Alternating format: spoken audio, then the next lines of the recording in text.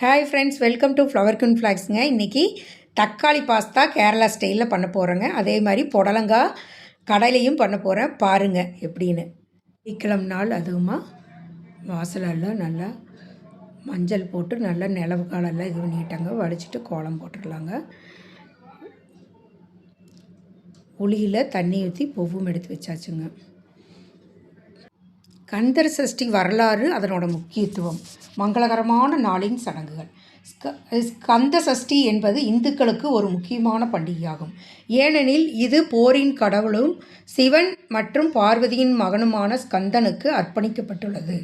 ஸ்கந்த பகவான் முருகன், கார்த்திகேயன் மற்றும் சுப்பிரமணியன் உள்ளிட்டோர் பல பெயர்களால் அறியப்படுகிறார்.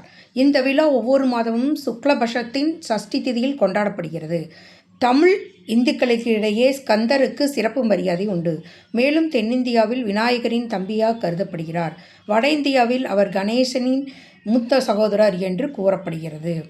இதனோட கந்தர் சஷ்டியோட முக்கியத்துவம், சூரபத்மன் அவரது சகோதரனான தாரகாசூரன், சிங்கமுகன் ஆகிய அசுரர்களை அழித்ததற்காகவும் சுக்லபட்சத்தின் சஷ்டி திதி அவர்களை வென்றதற்காகவும் முருகப்பெருமான் அறியப்படுகிறார். முருகன் தனது வேல் அல்லது ஈட்டி என்ற ஆயுதத்தை பயன்படுத்தி சூரபத்மனின் தலையை துண்டித்ததாக கூறப்படுகிறது. துண்டிக்கப்பட்ட தலையிலிருந்து 2 பறவைகள் வெளிப்பட்டன. ஒன்று மயில் அவரது வாகனமாக மாறியது, மற்றும் ஒரு சேவல் அவரது கொடியில் ஒரு சின்னமாக மாறியது. ஸ்கந்த சஷ்டி நாளில் விரதம் கடைபிடிப்பதன் மூலம் பக்தர்கள் அரக்கனை கொன்று அமைதியை மீட்டெடுப்பதற்காக இறைவனுக்கு அஞ்சலி செலுத்துகிறார்கள். இந்த நாளில் பக்தர்கள் அதிகாலையில் எழுந்து குளித்து முருகனை வணங்கி நாள் முழுவதும் விரதம் இருப்பார்கள். எண்ணெய், விளக்கு, தூப குச்சிகள், பூக்கள், குங்குமம் போன்றவற்றை அவருக்கு அர்ப்பணிப்பார்கள். சில பக்தர்கள் தங்கள் பிரார்த்தனைகளை செய்ய ஒரு கோவிலுக்கு வருகிறார்கள். சடங்குகளின்படி சூரிய உதயத்துடன் தொடங்கி மறுநாள் காலையில் விரதம் முடிக்கப்படுகிறது. மேலும் விரதம் இருக்கும் முறை ஒரு தனிநபரை பொறுத்தது. ஏனெனில் சிலர் முழுநாள் விரதத்தையும் மற்றவர்கள் பகுதியளவு விரதத்தையும் மேற்கொள்கிறார்கள். சூரசம்காரம் அல்லது சூரசம்காரம் ஸ்கந்த சஷ்டி அல்லது கந்த சஷ்டி என்றும் அழைக்கப்படுகிறது. இது முருகனுக்கு அர்ப்பணிக்கப்பட்ட மிக முக்கியமான பண்டிகையாகும். கந்த சஷ்டி முக்கியமாக தமிழ் இந்துக்களால் கொண்டாடப்படுகிறது. கந்த சஷ்டி தினம் சந்திர மாதத்தை அடிப்படையாக கொண்டு தீர்மானிக்கப்படுகிறது மற்றும் இது கார்த்திகை மாதத்தின் 6வது நாளில் வருகிறது. கந்தர் சஷ்டி காலத்தில் பக்தர்கள் 6 நாட்கள் விரதம் கடைபிடிக்கின்றனர். அது ஐப்பசி சந்திர மாதத்தின் முதல் நாள் பிரதமை வடக்கு இந்து நாட்காட்டியில் பிரதமா என்று அழைக்கப்படுகிறது. தொடங்கி சூரசம்காரம் நாள் என்று அழைக்கப்படும் 6வது நாளில் முடிகிறது. சூரசம்காரம் என்பது இந்த நாட்களில் முருகனை வணங்கி மகிழ்வோம். அடுத்தது சமையலுக்கு போயிடலாங்களா. பாஸ்தாக்கு தேவையானதெல்லாம் எடுத்து வச்சாச்சுங்க. ஒரு வாணலி வச்சு வாணலி சூடானோன்னா 3 டீஸ்பூன் ஆயில் விட்டுட்டுங்க. 2 பல் பூண்டு, 4 பல் பூண்டு சின்ன சின்னதாக கட் பண்ணி போட்டுக்கோங்க. கருவேப்பிலை ஒரு கீத்து, பெரிய வெங்காயம் ஒரு 2 பெரிய வெங்காயம் சின்ன சின்னதாக கட் பண்ணி போட்டுக்கணும். நல்லா வணக்கி விட்டுருங்க. நல்லா கண்ணாடி பார்த்துக்கு வந்த பிறகு இதில் இஞ்சி பூண்டு பேஸ்ட்டு 1 ஸ்பூன் போட்டுக்கலாங்க. பச்சை மிளகா பொடியாக கட் பண்ண, ஒரே ஒரு மிளகா பெருசாக இருக்குது, அதனால் ஒரே ஒரு மிளகா கட் பண்ணிவிட்டு, சின்னதாக இருந்தால் நீங்கள் 2 பச்சை மிளகா போட்டுக்கலாம். நல்லா போட்டு கலக்கி விட்டுருங்க. நீங்கள் பூண்டு போட்டிருக்கனால வெறும் இஞ்சியை சின்ன சின்னதாக கட் பண்ணி போடலாங்க. நான் இஞ்சி பூண்டு பேஸ்ட்டே 1 ஸ்பூன் போட்டுக்கலான்ட்டு போட்டேங்க.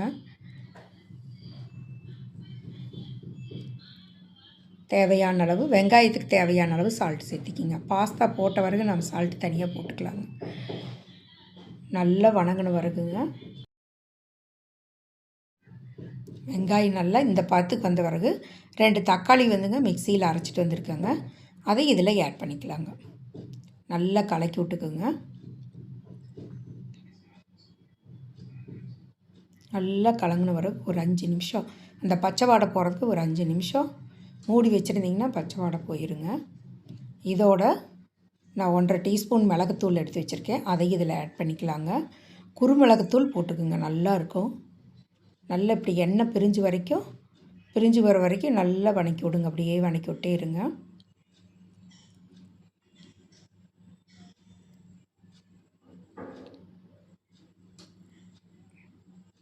நல்லா வணங்கட்டுங்க. இந்த மாதிரி வணங்கணுங்க.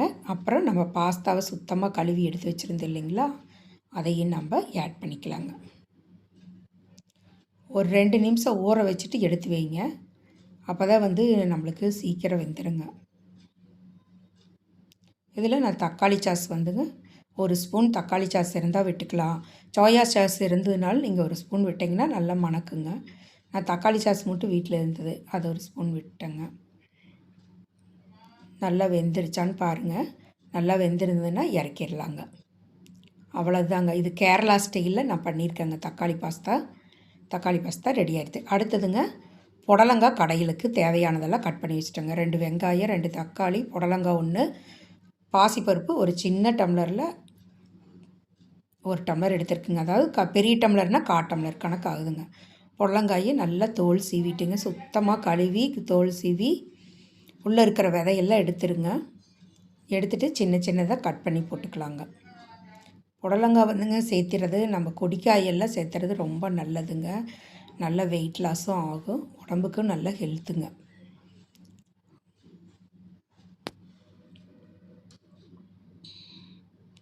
நல்லா சின்ன சின்னதாக கட் பண்ணி போட்டுக்கலாங்க.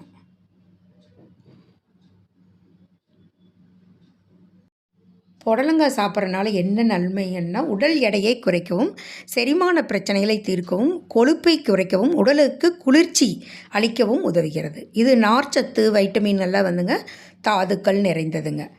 அதே மாதிரி நீர்ச்சத்து மற்றும் நார்ச்சத்து அதிகம் இருப்பதால் உடல் எடையை குறைக்க உதவுங்க. அதே மாதிரி நீர்ச்சத்து அதிகம் உள்ளதால் உடல் சூட்டை குறைத்து குளிர்ச்சி அளிக்கிறதுங்க. உடலில் உள்ள தேவையற்ற கழிவுகள் மற்றும் கெட்ட நீரை வெளியேற்ற உதவுகிறது. அதே மாதிரி வாத நீரை வெளியேற்றி மூட்டு வலி மற்றும் முழங்கால் வலியை சரி செய்ய இந்த புடலங்காய் ரொம்ப உதவுங்க.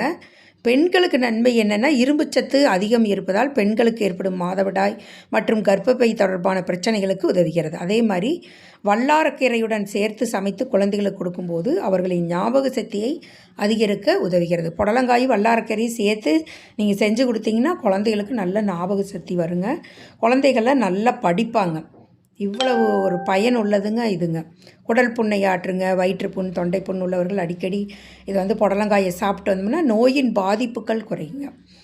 பெண்களுக்கு உண்டாகும் வெள்ளைப்படுதலையும் குணப்படுத்துங்க, கர்ப்பப்பை கோளாறுகளை போக்குங்க. காய்ச்சல் உள்ளவர்கள் புடலங்காயை கொதிக்க வைத்து சூப் செய்து சாப்பிட்டா ஒரே இரவில் காய்ச்சல் தணிந்து இயற்கையாக உடல் நலம் வந்து இயற்கையாக சீராக தொடங்க. இவ்வளோ பயனுள்ள இந்த புடலங்காயை நம்மளும் பயன்படுத்தி இன்றைக்கி வந்துங்க நான் வந்து பாசிப்பருப்போட கடைஞ்சி செய்யலான்ட்டு தாங்க புடலங்காயெல்லாம் ஃபுல்லாக எடுத்திருக்கேங்க நான். இவ்வளவு நன்மை இருக்குதுங்க அது நம்ம சாப்பிட்றதுனால. அதை வந்து நம்ம பயன்பெற்று இது பண்ணணுங்க. நல்ல விஷயங்களை வந்து நம்ம தெரிஞ்சுக்கணுங்க. நான் புக்ஸ் எல்லாம் நிறைய படிப்பேங்க. அதனால் வந்து இதை பற்றியெல்லாம் நான் உங்களுக்கு கொஞ்சம் விளக்கம்னு சொல்கிறேங்க. இது வந்துங்க நீரோட்டமுள்ள காய் என்பதால் ஜீரணமாகி நல்ல பசியை தூண்டும். தேகம் மெலிந்திருப்பவர்கள் புடலங்காயை உணவில் சேர்த்தால் மெலிவு மாறி உடல் பலமடையும். மலச்சிக்கலை போக்குங்க. மூல நோய்க்கு புடலங்காய் சிறந்த மருந்து. நரம்புகளுக்கும் வந்து ரொம்ப தேவையாக இருக்குங்க. தேவையற்ற உப்பு நீரை, வியர்வை மற்றும் இதெல்லாம் வந்து வெளியேற்றுங்க. அவ்வளவு நலன் உள்ளதுங்க இது.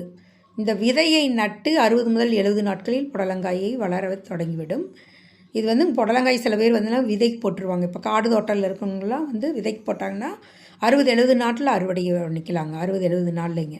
செடி நன்கு வளரும் வரை களை இல்லாமல் பராமரிக்க வேண்டுங்க. சுற்றிலும் வந்து களையெல்லாம் வருது இல்லைங்களா, செடி கொடியெல்லாம் கீரையெல்லாம் வளர்ந்துருங்க. ஏதோ ஒன்று பூண்டு கீரை ஏதோ ஒன்றுங்க, அதையெல்லாம் வந்து நம்ம க்ளீன் பண்ணி எடுத்துணுங்க.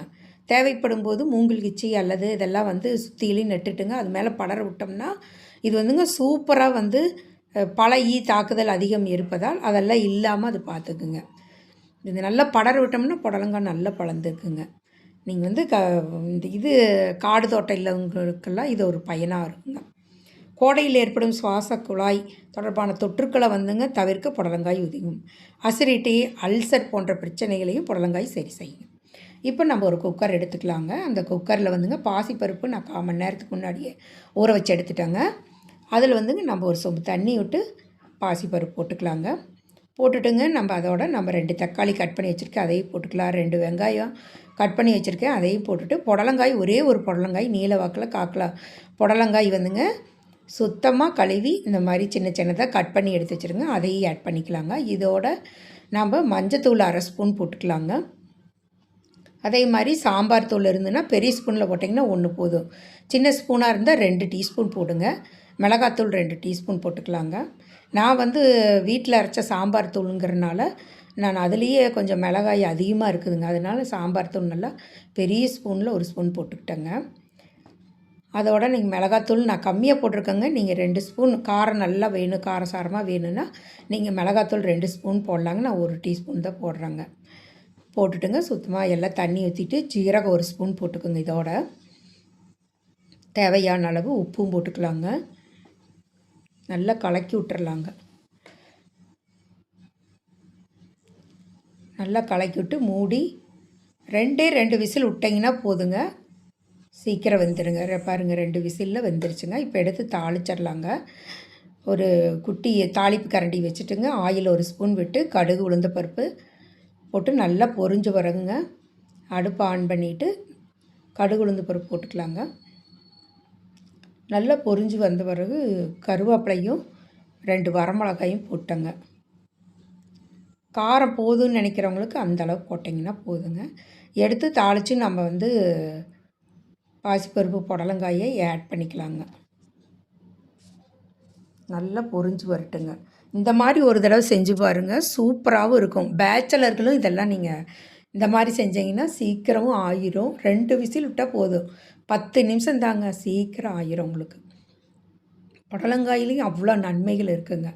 நல்லா கடுகு பொரிஞ்சு வந்துருச்சுங்க. உளுந்தும் நல்லா பொன்னிறமாக ஆனவருக்கு பெருங்காயத்தூள் போட்டேங்க, ஒரு 1/2 டீஸ்பூனு. இப்போ கருவேப்பிலை ஒரு கீத்து, ஒரு 10 கருவேப்பிலை 2 வரமிளகா போட்டு நல்லா தாளித்து பிறகு எடுத்து புடலங்காய் வந்துங்க எடுத்து வச்சுருக்குறோம் இல்லைங்களா, பருப்போடு ஆட் பண்ணிக்கலாங்க. பாசிப்பருப்பு புடலங்காய் அதோடு ஆட் பண்ணிங்க, நல்லா கடைஞ்சிருங்க. புடலங்காய் கடையல் ரெடி ஆயிடுச்சுங்க. பாருங்கள், இந்த மாதிரி செஞ்சு சாப்பிட்டு பாருங்கள் ஒரு நாளைக்கு. வீட்டில் டிஃபன், இட்லி, தோசை, சப்பாத்தி எதுக்கு வேணாலும் நீங்கள் நல்லா உப்புமா, பட்டன் ரவை, கோதுமை ரவை எதுக்கு வேணாலும் வச்சு சாப்பிட்டு பாருங்கள், அட்டகாசமாக இருக்கும். தேங்க்யூ ஃபார் வாட்சிங் மக்களே. இந்த வீடியோ பிடிச்சுன்னா லைக் பண்ணுங்கள், ஷேர் பண்ணுங்கள், ஃப்ரெண்ட்ஸ்க்கெல்லாம் ஷேர் பண்ணிடுங்க. மறக்காமல் கமெண்ட் பண்ணுங்கள், பெல் பட்டனை கிளிக் பண்ணிடுங்க. அப்போ தான் நான் போடுற வீடியோலாம் வரும். தேங்க்யூ ஃபார் வாட்சிங் மக்களே. Bye friends.